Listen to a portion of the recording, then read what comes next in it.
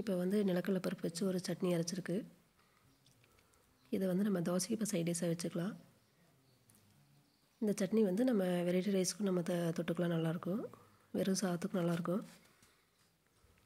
நம்ம சேனல்லே வந்து நிலக்கடலை பருப்பு வச்சு 2-3 ரெசிபீஸ் போட்டிருக்கோம், சட்னி ரெசிபீஸ். இன்னும் வேறு கீரை, மிளகு, தக்காளி, மல்லித்தழை இந்த மாதிரி சட்னி ரெசிபீஸ் எல்லாமே போட்டிருக்கோம். அதோட லிங்க்லாம் கீழே டிஸ்கிரிப்ஷனில் கொடுக்குறோம், விருப்பப்பட்ட செக் பண்ணி பாருங்கள். நம்ம சேனல் நீங்கள் இன்னும் சப்ஸ்கிரைப் பண்ணவர் தான் பண்ணிக்கோங்க. அங்கே போடுற வீடியோவில் உடனே வரும். இப்போ வந்து நம்ம வந்து அடுப்பில் பாத்திரம் வச்சு 1 ஸ்பூன் எண்ணெய் விட்டுட்டு நல்லா 1 கப் அளவுக்கு நம்ம நிலக்கடலை பருப்பு வந்து எண்ணெயில் நல்லா வறுத்துக்கலாம். நம்ம செய்கிற சமையலில் உங்களுக்கு பிடிச்சிருந்தா லைக், கமெண்ட் பண்ணுங்கள். இப்போ வந்து 1 ஸ்பூன் சோம்பு, 1 ஸ்பூன் வர கொத்தமல்லி, 1/2 ஸ்பூன் ஜீரகம், 1/2 ஸ்பூன் வந்து மிளகு எடுத்துருக்கேன். இதையும் நம்ம நல்லா எண்ணெயில் வதக்கலாம்.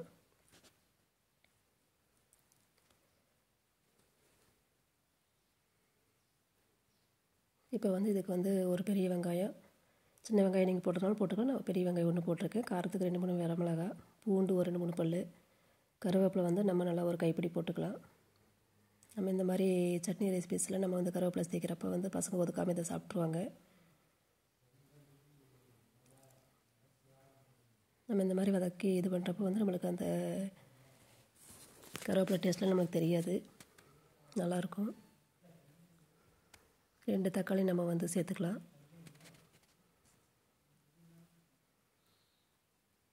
நம்ம சேனல் நீங்கள் என்ன சப்ஸ்கிரைப் பண்ணாமல் பண்ணிக்கங்க. நாங்கள் மேலும் நிறைய வீடியோ போடுறதுக்கு கொஞ்சம் யூஸ்ஃபுல்லாக இருக்கும்.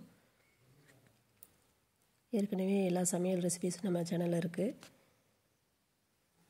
நீங்கள் விருப்பப்பட்ட எல்லாம் செக் பண்ணி பாருங்கள். Snacks recipe, evening snacks recipe எல்லாமே இருக்குது.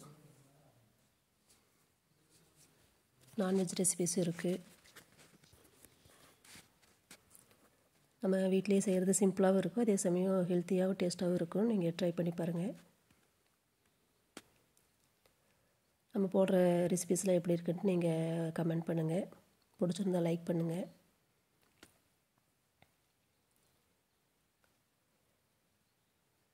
இப்போ வந்து தக்காளி நல்லா வதங்கிடுச்சுன்னா நம்ம வந்து அடுப்பு ஆஃப் பண்ணிடலாம். நம்ம வந்து தேவையான உப்பு சேர்த்துட்டு நம்ம வந்து இதை அரைச்சிக்கலாம். அரைச்சிட்டு நம்மளுக்கு வந்து தண்ணி அளவாக மிக்ஸ் பண்ணி நம்ம இதை வச்சுக்கலாம். இது வெரைட்டி ரைஸ்க்கு நல்லாயிருக்கும். இப்போ நான் வந்து இது லெமன் சாதத்துக்கும் நான் ட்ரை பண்ணுறேன். லெமன் சாதம் ரெசிபியும் நான் வந்து இப்போ நம்ம சேனலில் போட்டிருக்கோம், விருப்பப்பட்டு அதை செக் பண்ணி பாருங்கள். கீழே லிங்க் கொடுக்குற வெரைட்டி ரைஸ் லிங்க்கு. நீங்கள் தோசைக்கும் ட்ரை பண்ணலாம்.